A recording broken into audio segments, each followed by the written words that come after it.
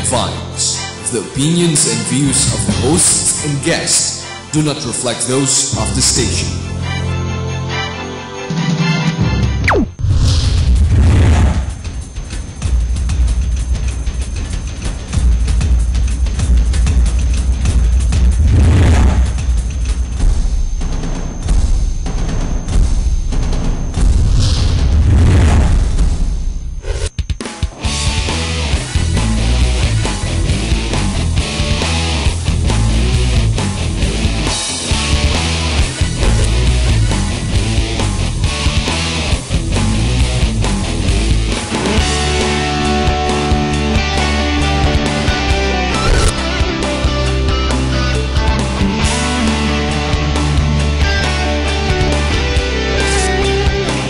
You are what you watch.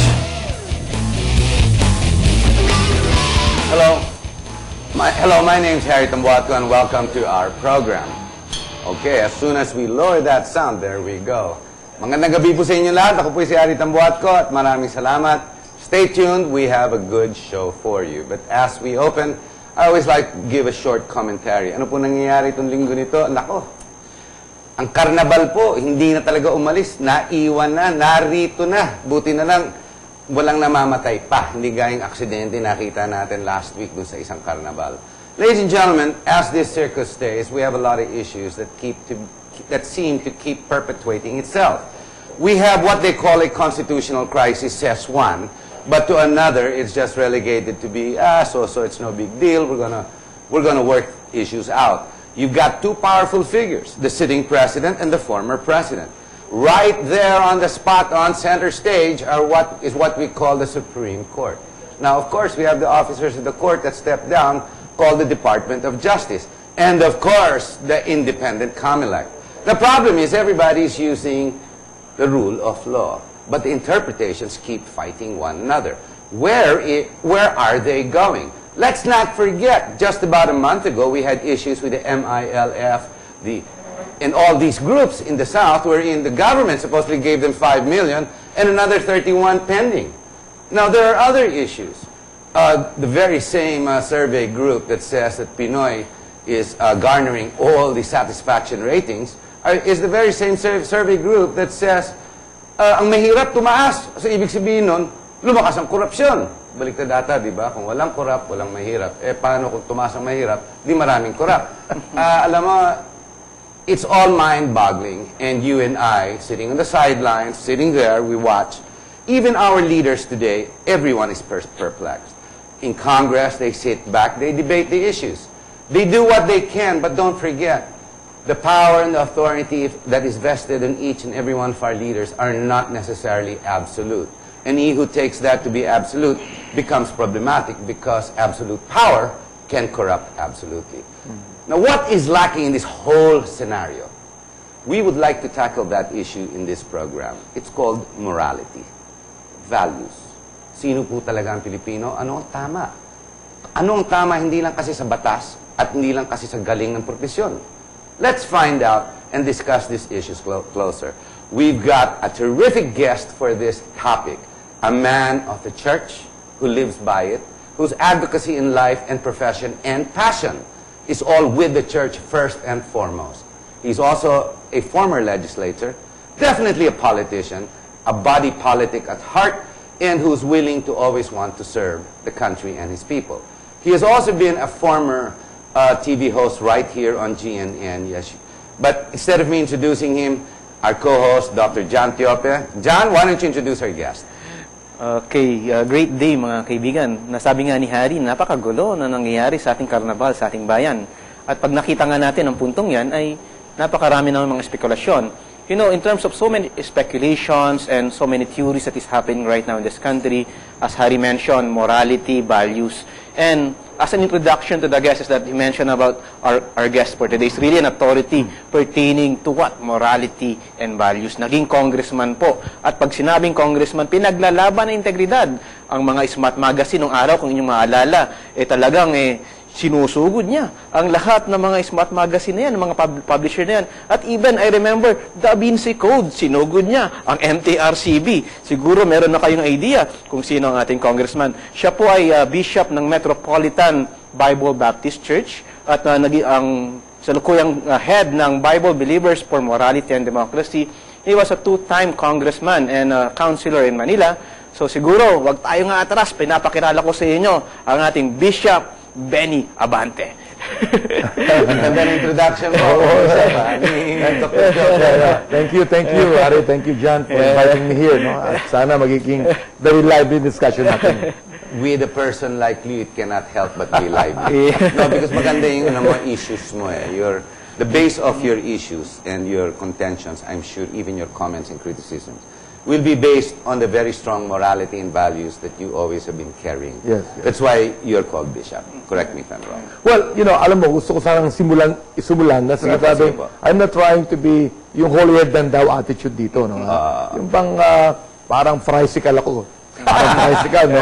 Lahat yan bali, ako tama. No. Not that, no? In fact, I'd like to just plain and simple humility here, no? That all of us, there is in us palagi that old nature of corruption. Lahat tayo meron yan eh. Inherent yan. But it can be controlled. It can be controlled, the fact that I'm a pastor that preaches the Bible every day, Yes. no? Ibig sabihin yan is that, alam mo, nung unang term ko sa Kongreso, my very first privilege speech was I held the Bible up in the air. And the title of my speech was, The Only Book That Can Change Man's Life. So I acknowledge the fact I need change. Di ba? I mean, hindi ako darating dyan sabi, tama ako, magaling ako. Pero no, I need change. And only God's book can change my life. Yun yung aking paniwala dito. And if only every politician, sabi ko nga, if every politician would base their governance on this book, there'd be change. There'd be change. Is it possible? Oh, yes. Is it a reality today?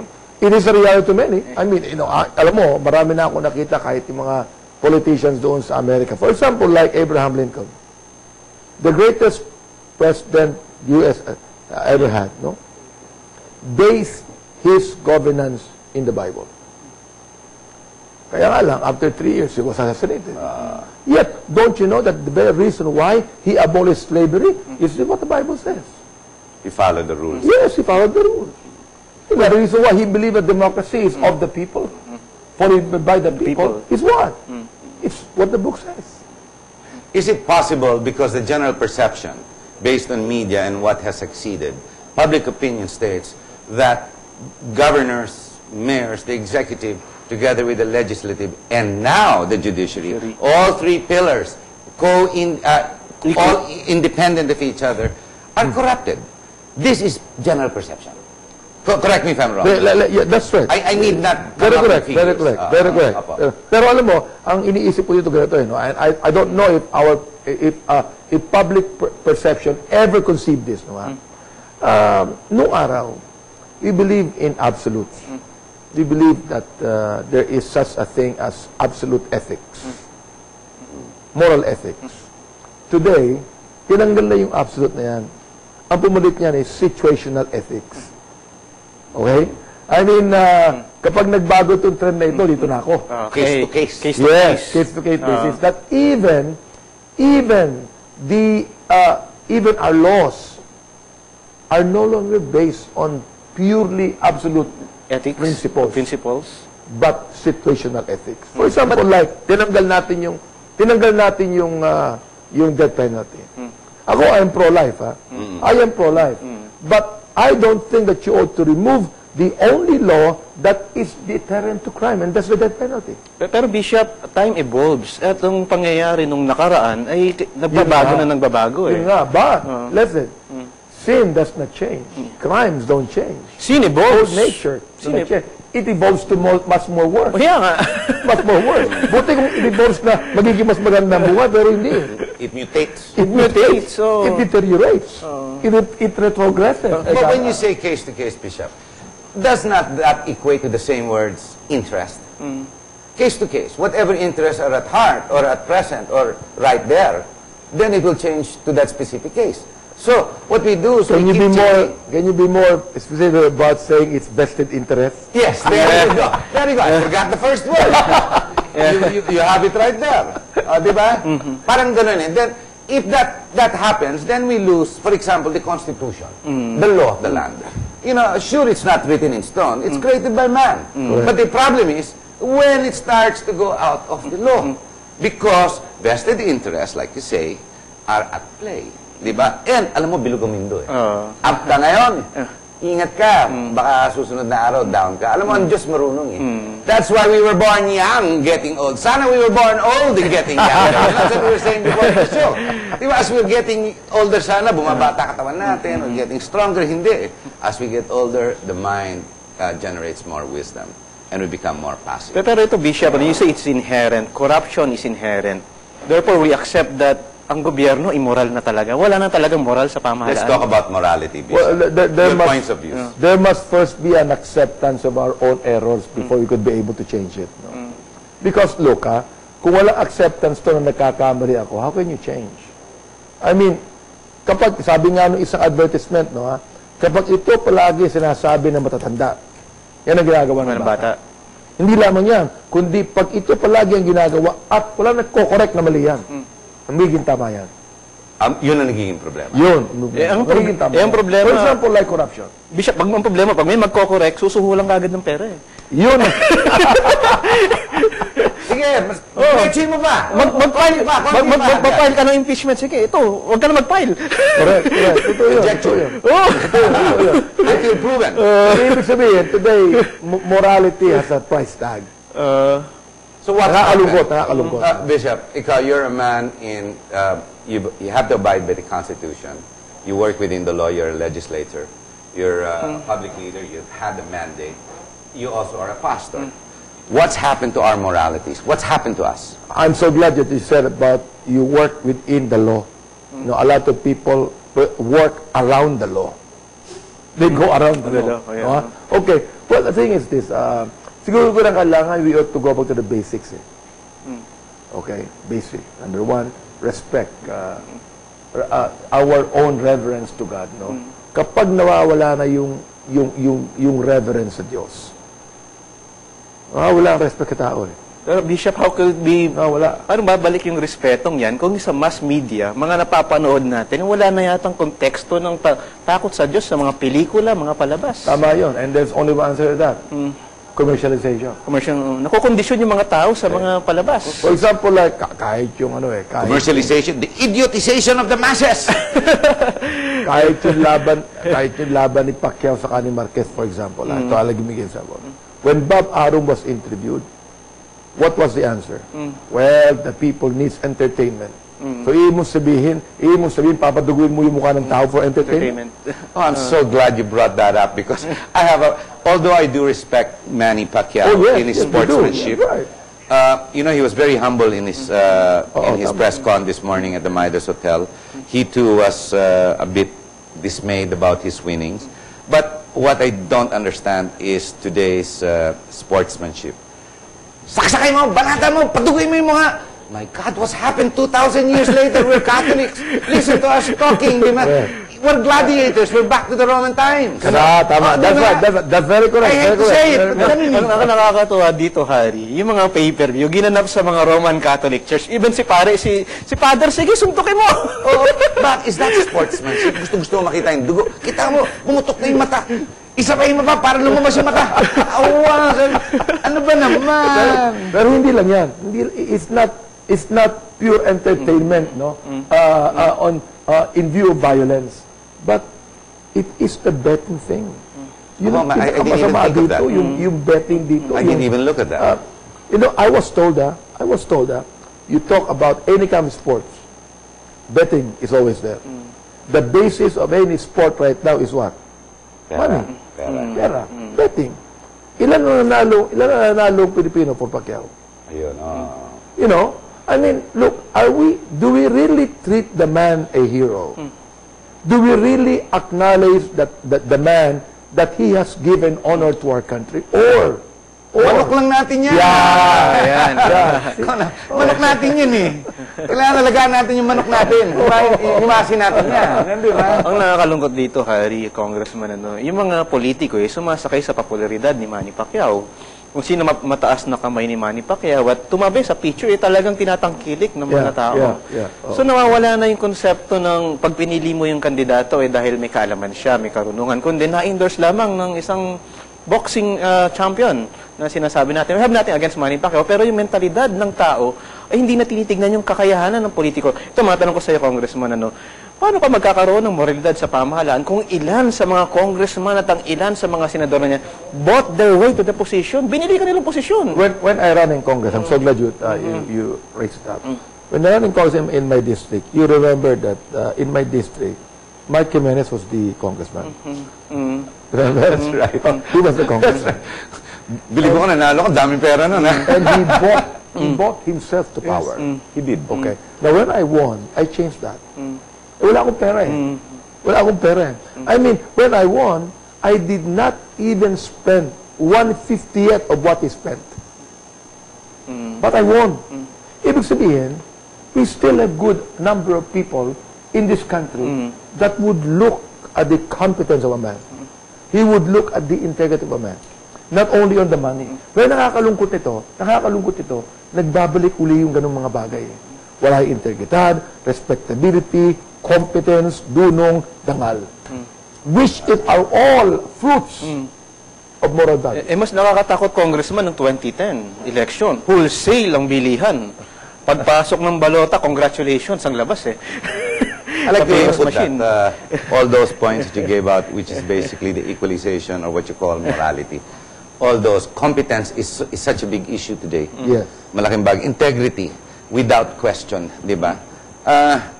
It's sad to say that it's not the case. When I watch television, I hear the news on radio and I read it on TV.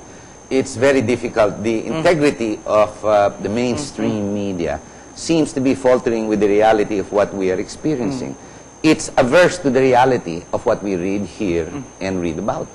Would you agree with me that when a man or a young man lives a clean life, no vices, no cigarettes, no drugs, nothing all over the sort, perhaps siguro the weakness would be more on the subject of, well, lalaki ako diba? Pero wala yung mga ganun, drugs, sigarilyo, alak. Would you think that that man would be more intelligent? Yes. Yes. Sapagkat yung mga bisyong yan, nakaka-apekto sa utak yan. But when you look at a young boy who lived a disciplined life, all right, even if he comes from an ordinary family, he will go to school and graduate with honors. Why? Because ang focus niya yun lang Hindi marami siyang focus na ganito, drugs, things like this. Pero Congressman, ang dala ng lipunan, pag ganyan ang mentalidad ng isang nilalang, hindi siya tinatangkap ng lipunan. Tawag sa kanya outcast, nerd, wimp. Di ba? Hindi ka marunong makisama. Killjoy to. Killjoy. Oh, wala, hindi yan makapagligaw. Baka walang girlfriend yan. But you know what? Alam mo, may kasabihan kami. Do not belong. Do not belong. Pero may kasabihan kami. It takes a dead fish to flow outstream. It takes a live fish to swim upstream. Now, you know, dead people always go where the majority go. Live people don't go. You mentioned about the example, Congressman. Sa pamahalaan, pag ikaw naman ay malinis at hindi ka tumatanggap na congressman, ang problema, tatanggapin ng bawat congressman yung lagay, ikaw di mo tatanggapin, maiwanan ka. Tapos araw-araw may pupunta sa opisina mo, nangihingi ngayon ng solicitation, ano ibibigay mo? Gentlemen, we are at the bottom of the hour. We're going to have to take a short break. Stay with us because when we come back, we will discuss issues that are staying current. Baka nakalimutan nyo na po, you have the Freedom of Information Bill.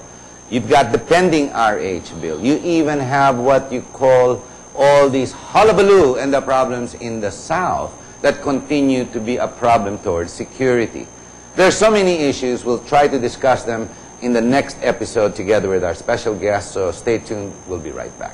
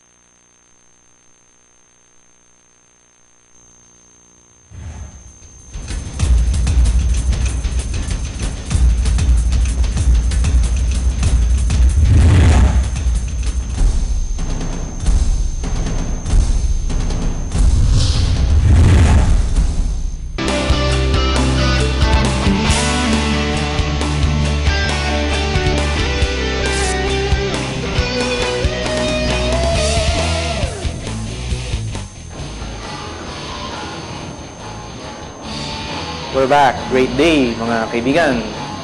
Earlier, we discussed so many things about morality and things about what is happening in the government. At sa puntong yan, ang ating resource, si Bishop Abante, ay marami nang nasabi ukol sa usapin ng moralidad. At sa usapin nga ng moralidad nito, ito yung isang issue na dapat tugunan ng ating lipunan. You know, ang problema minsan is that sabi nga, go back to basics. People sometimes tend to be what?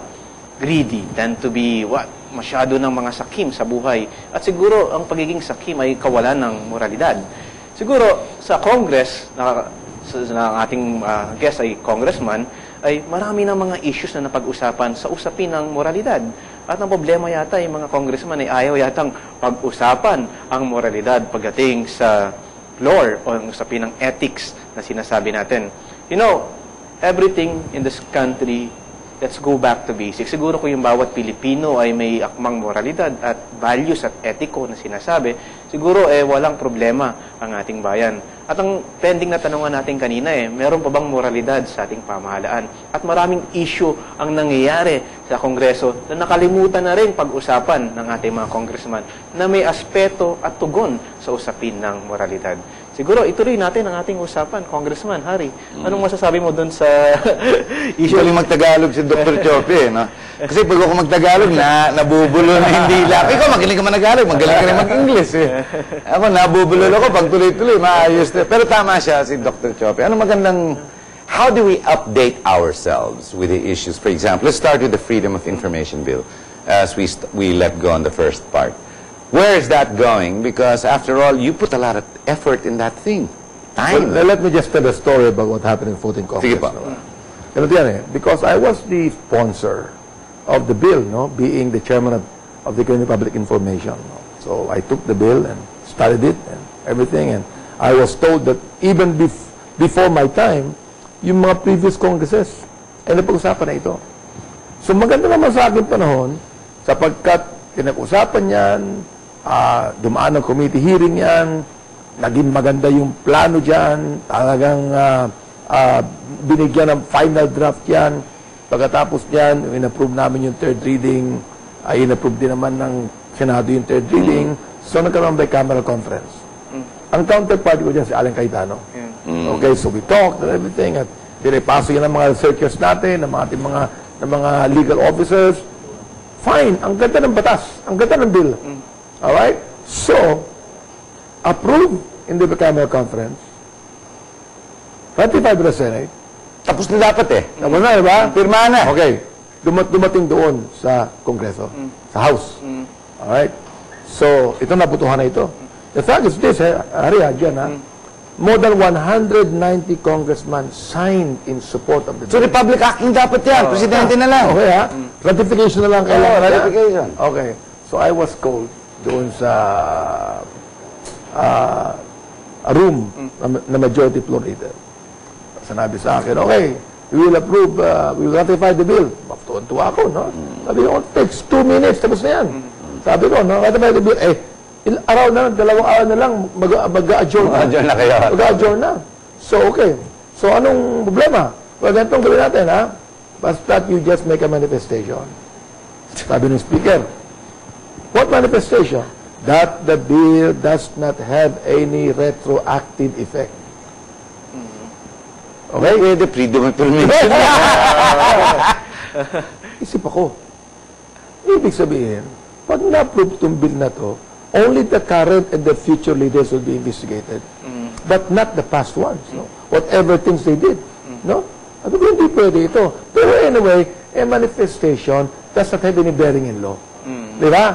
Hindi, wala na yan. Okay, sige. Mayo. Ma-approve lang. Bakit ako? Pagpasok ko doon, meron yung merong quorum. Merong quorum.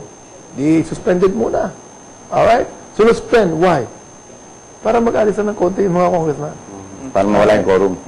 After about 1 hour, wala ng quorum. Siyempre, normal yan Wala na. Ewan ko, nakakita na yata ng envelope doon sa buwan, no? Pero alam mo, ginawa ko, nung nawala ng quorum, I shouted at the top of my voice. So, sumigaw ako. Sumigaw talaga ako. At sinabi ko talaga yung puso ko tungkol dito. Sinabi ko sa kanila, you know what?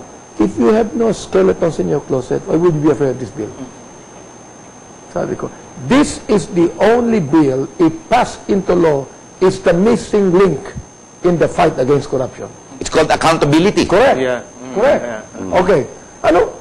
Kaya, tinawag ko ngayon yung buong Kongreso a bunch of hypocrites. Then I walked out. Sakit, ano? I walked out. Tapos na. Okay? When you have the administration saying in public, we are in support of this bill, and all of a sudden, you don't want to support, ano ibig sabihin niya? Kuro-kuro. See? Moro-moro. Ngayon, muro-moro yan, di ba? Moro-moro. Ngayon, pinatayan pa ako ng microphone niya. No kidding. Pinatayan pa ako ng microphone.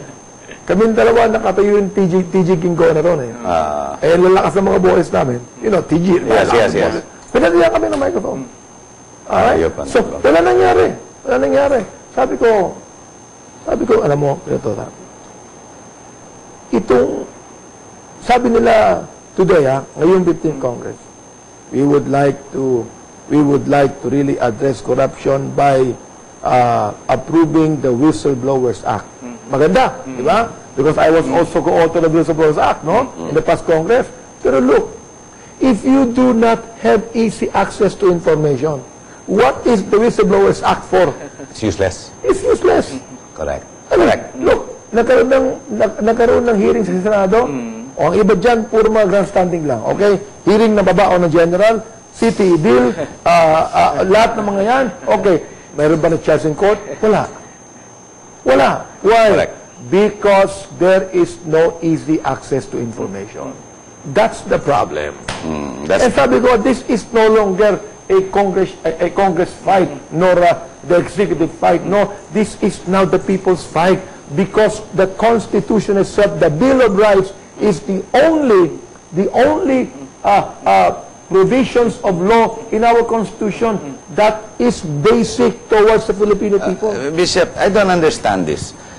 The very proponents who were for that and promoting that Freedom of Information Bill is the very administration today. Bumaliktad ang mundo. Why all of a sudden, what was applicable to 2 years ago is no longer applicable? Why is it like that?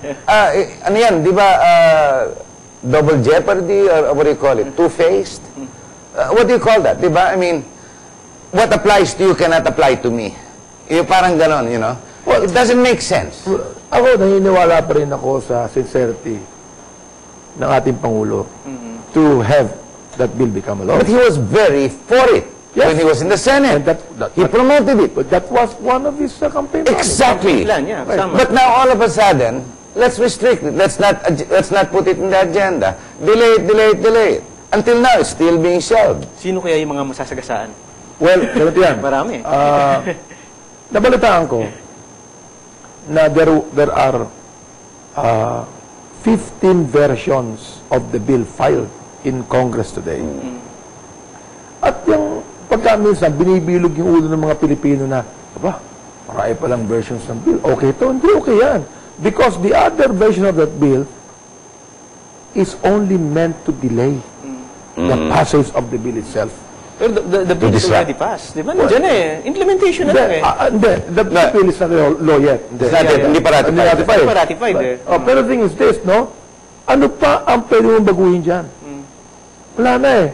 I mean, ilang congresses ang nangyari na niripaso na yan, nirefine na yan, and it is a good bill. So, Ano pang provision ang kinakailangan mo?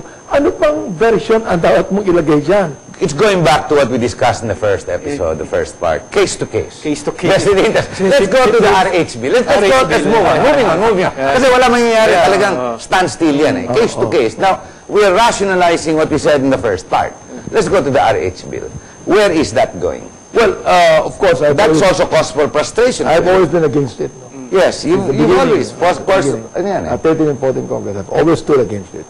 Now, the RH bill at this point in time, siguro nag-iisip na yung mga congressman because of the issues raised by the CBCP and of course my group Yes. against it. Siguro nag-iisip sila, what would be the benefit if we pass this bill into law? Okay? But the thing is this, do the Filipino people understand what the RH bill is? Of which the administration call it RP bill, Responsible Parenthood, no? And Reproductive Health Bill. Do we need this? Yun ang tanong ko eh. They should Do have we changed need this bill? What they should have done is change the title to the Pharmaceuticals First. But go ahead. Ang tanong ko, do we really need this bill? Okay, ang sabi nila, well, we need this bill because we are overpopulated. Come on. Overpopulated? I would believe that there are congestion of population in Metro Manila. In Metro Cebu. Yeah. But I would like you to fly a plane from Batanes to Hulo. And you're going to find out that 70% of our lands are actually inhabited. Now, what is the problem? Okay. The problem is not population. The problem is going back to corruption. Okay. Again, morality yan, ha? Oh, okay, Congressman, morality. would you agree with me that pagdating kasi sa usapin ng RH bill, we need to focus on economic bills and anti-terrorism bills? Naniniwala ako doon. Kasi usually, That's more important. anti-terrorismo, yung mga tao na pupuntahan sa Metro Manila kasi walang oportunidad sa mga provinces. Kaya nga, Nakakagulo. sinabagit namin, bakit inuuna mo yung RH bill? Samantala, we can first approve the Information Act bill. Okay? Na mas mahalaga. And the thing is this, no, ha? Baka walang pera, walang pera sa Pero ako, Information bakit Act. naman ang palagay mo, corruption is the basis why nagfa-flock yung mga tao sa Metro Manila. Ito, isa yan, ha? Pinag-uusapan ba sa Kongreso yung unequal distribution of wealth? Totoo yan. Pinag-uusapan ba yan? Samar is a very wealthy place in minerals and resources. Mindanao, right now, Natural resources, yes. Nalaman ko that Compostela Valley has now the largest deposit of gold in the world. Oh my gosh. Pero bakit mahirap ang mga taga Mindanao? Bakit? May gera sa Mindanao. Ay, hindi lang yun. Pero look, kapag lahat ng mga resources napupunta roon sa isang gobyerno at mamaya i-divide na lang yan sa mga provinces, hindi ba dapat kung sino may-ari ng resources, siya lang ang magsasabi, ito ang bibigay ko sa national government? Oligarkiya. Di ba? That's the reason why I'm supporting Nene Pimentel's call on federalism. Federalism, yes. Yes. Why? Because if it is a federal state, every state can compete equally with other states. Yeah. Tying into our topic, Congressman, how do we resolve issues or even begin to try and comprehend our problems? The problems, obviously, is morality in governance. Obviously, it's exactly our topic and our title. Now, while you said, the first part, that yes, there is discipline already in some of our leaders, not necessarily all. Why is it the others are still falling wayward? Is it lack of religion, lack of faith? We're predominantly Catholic. What is happening to them? Bakit nagiging ganun? You were in Congress. These were your colleagues. Pera? Nawawala na ang moralidad? Pera-pera na lang? Hindi kaya congressman na congressman, hindi kaya nagdidikta na kaya... Nagtayo ko pa nga ng maliit na simbahan doon sa I remember House Speaker Joe De Venecia gave you a place of worship to get the congressman to di ba? I remember that. Ito, Harry. No, alam mo, it's not actually lack of religion because we have too much of that already. But it is lack of conviction. Moral conviction. Back to that again. Okay. Now, ako, tuwan-tuwa ako kay Pinoy. Nung sinabi niya na this government ay lalakas to it daan. Tuwan-tuwa ako dyan. But what we need right now is actually a moral revolution. How can it be It's a done? revolution. How can it be done? Okay. Alam mo, meron akong kaibigan sa Amerika who's giving seminars entitled Character First. Character First. And he's giving seminars to every state, every city, and then after the seminar, kapag yung mga politicians doon already has the moral conviction, they put a sign outside the city when you enter, a Character First city.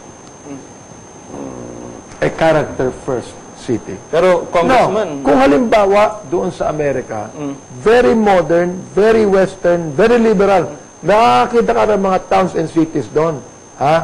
na hindi makakapasok ang alcohol, hindi makakapasok ang drugs, hindi makakapasok ang Isbat magazine. Bakit hindi pwede sa atin? Hindi naman tayo as modern as USA, hindi naman tayo as liberal as the USA.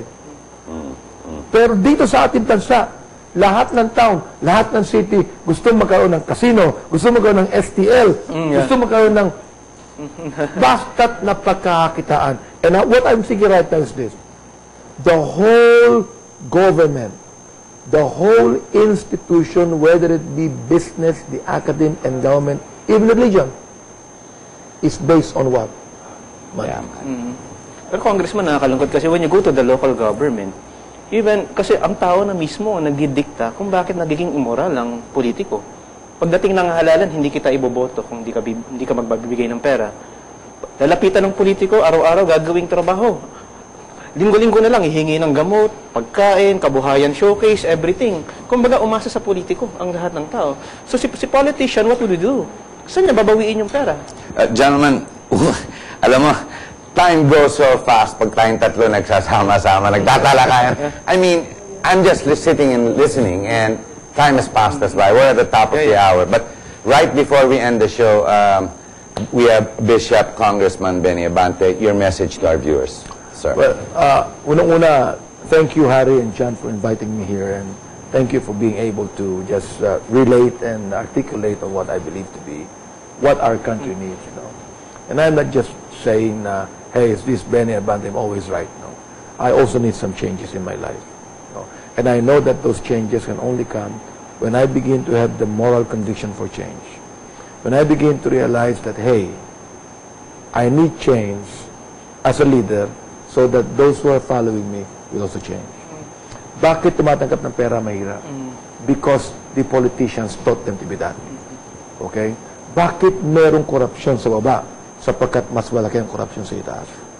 So therefore, what we need now is moral revolution in this country. And it can be done. There is hope for this nation, Harry, John. There is hope for this nation. Thank you very much, sir. John? You know, I remember si Congressman, when the idea of guesting Congressman, pumasok sa aking isipan yung verse, Romans 8:28, all things work together for good according to God's purpose. Ang pag-guest ni Congressman Abante dito, may purpose ang Diyos eh. Nakikita natin kung anong nais iparating sa ating mga kababayan. When I was asked sa isang symposium and I was a guest, paano ba magbabago ang lipunan? Give me 2 words. 1 word lang, sabi sa akin, nang tanong sa akin isang estudyante. Ang sabi ko, there's only 1 word. Kaya lang may dash. Every Filipino should be God-fearing. Kasi kung bawat Pilipino ay may takot sa Diyos, siguro takot ka magnakaw, takot kang pumatay, takot kang mangurakot. Lahat may moralidad. Kaya sana po maniwala tayo sa Diyos at matakot tayo sa Diyos at makikita natin kung lahat ng Pilipino may takot sa Diyos, napakaganda ng ating bayang Pilipinas. Thank you very much, John. Ladies and gentlemen, we're going to have to end the show. I think we can cap it up by saying we need morality back in governance. Now, I bring this question back to our resource guest, Bishop, former Congressman Benny Abante. I guess we need morality back in governance. So, are you going to take up the cudgels? I guess we need you back there. Yes, yes. Narinig niyo po yan, ha? One more time, let's get the camera there. Are you going to step up to the plate, Congressman? Yes. Passionately, I will. Maraming salamat po. Ladies and gentlemen, that's what we need. Be the body politic, and when it calls you, step up to that plate. Maraming salamat po. Thank you very much, sir.